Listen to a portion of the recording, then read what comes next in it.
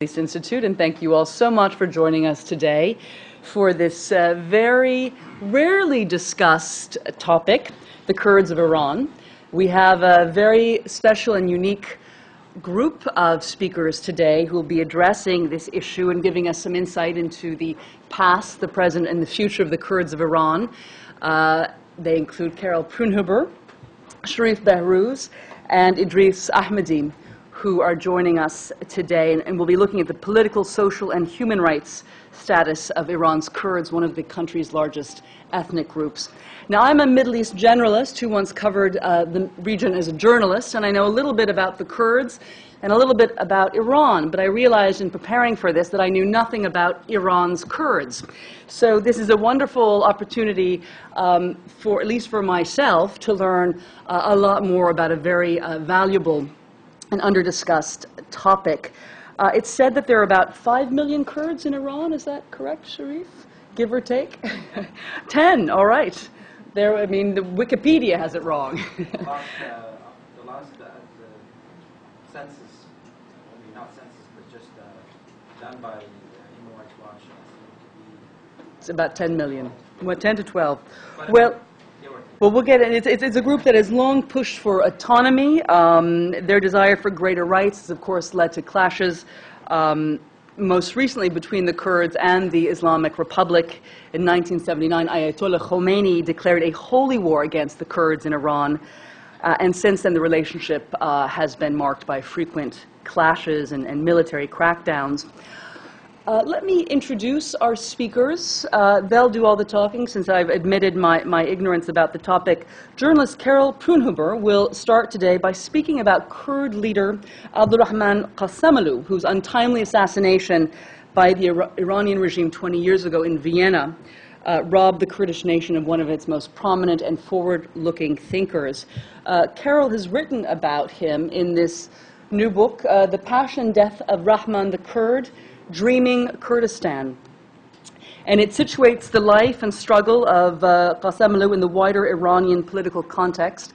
I've just found out from Carol that, in fact, her book reveals the fact that the current president of Iran, Ahmadinejad, was involved, allegedly, very important word, allegedly involved in the assassination, in the planning of the assassination 20 years ago. The book has been published in English, Spanish, Turkish and Kurdish, and we will be selling it after the event, and there will be a book signing here.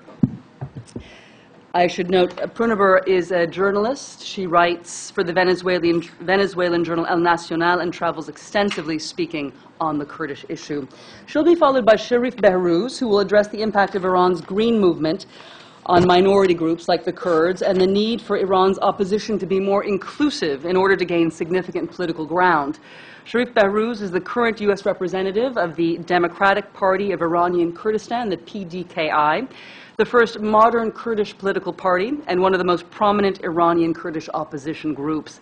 As such, he has appeared before the U.S. Congress and Canada's Parliament to testify regarding human rights abuses against the Kurds of Iran. And finally, we will conclude with Idris Ahmedi, who will discuss contending perspectives on the future of Iran with respect to its ethnic diversity. Is diversity a threat to Iran's territorial integrity, or a facilitator to the rise of meaningful democracy? Mr. Ahmedi is a visiting scholar at Georgetown University. He is a PhD candidate at the Department of Political Science at Stockholm University, where he also teaches political theory and international politics. Now, because we have 3 speakers today, our event is going for about an hour and a half. Each speaker will speak for 15 to 20 minutes, and then we'll take questions afterwards. I should also note that in addition to the book signing, we also wanted to bring your attention to an article that we have in the Middle East Journal about the Kurdish nationalist movement in Iran, written by Hashim Ahmadzadeh and Gareth Stansfield. It's a rare article. You can download it on our website. And very briefly before we begin, I just want to let you know about 2 events next week. We've got Diana Boutou. She was a member of the PLO negotiating team in the 1990s. She'll be speaking here a week from today about creative solutions to the Palestinian-Israeli conflict. That is followed on Wednesday by Arab economist Riyad Khouri, who is the brother of Rami Khouri, who is a well-known Arab columnist, and he'll be talking about Middle Eastern economies and looking at some of the exceptions in the midst of this current downturn, those exceptions being the economies of Saudi Arabia, Iraqi Kurdistan, and Lebanon. So without further ado, please join me in welcoming Ms. Prunhuber. Get all my stuff out of your way. Thank you, Kate, and thank you, everybody, for being here. It is an honor and a pleasure for me to be speaking to you today about Abdul Rahman Ghasemlu and his fight in Iranian Kurdistan. Ghasemlu was the Secretary General of the Kurdistan Democratic Party of Iran. He was a far-sighted Kurdish leader whose political program forged a democratic and humanistic vision for his nation that went beyond local tribal agendas. He was unfortunately assassinated in Vienna in 1989 during negotiations with Iranian emissaries regarding a solution to the Kurdish problem in Iran. He had met with the same Iranian emissary 6 months before in Vienna. Now, the difference with the meetings where he was assassinated is that the first set of meetings were organized by Jalal Talabani, current Iraqi president. And Talabani had organized the meetings in Vienna with enormous precautions and security measures. Now, throughout his 10 years as a leader of the Iranian Kurds, following the 1979 revolution, Ghasemlu had always sought dialogue with the government. He did not believe that violence and war were the solution. For him, there were one means to achieve enough clout to sit down when the time came to negotiate. In 1988, the war between Iran and Iraq was over, and Ghasemlu feared that both governments would once again, like it happened in 1975, agree to come together and crush the Kurdish rebellion in the respective countries. So he thought it was the time to negotiate. Therefore, he went to Vienna, first with the meetings that Talabani had organized in 1988 and January 1989. But the Iranian regime put Talabani aside and then decided to address him. The Iranian regime got in contact with a Kurdish Iraqi intellectual who lived in Vienna and asked him to be an intermediary and asked that Talabani be not informed and that the meetings be total secrecy, because it was very important. There was a time that Khomeini was sick.